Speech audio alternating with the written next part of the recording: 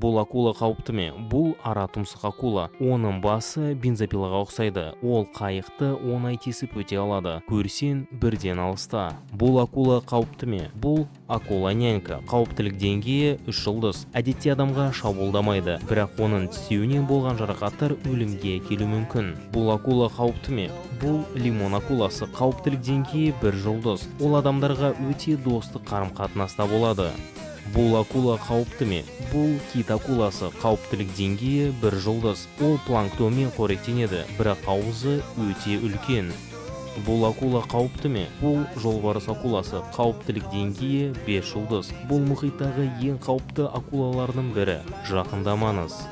Бұл акула қауіпті ме? Бұл планктонмен қоректенетін акула. Қауіптілік деңгейі 0 жұлдыз. Оның тістері дерлік жойылған. Ол теңіз суын сүзу арқылы қоректенеді. Бұл акула қауіпті ме? Бұл түлкі акуласы. Қауіптілік деңгейі 3 жұлдыз. Оның құйрық соққысының күші 100 килограммға дейін жетуі мүмкін. Бұл акула қауіпті ме? Бұл үлкен ақ акула. Қауіптілік деңгейі 5 жұлдыз. Бұл адамдар үшін ең қауіпті әрі ең өлімге әкелетін акулалардың бірі.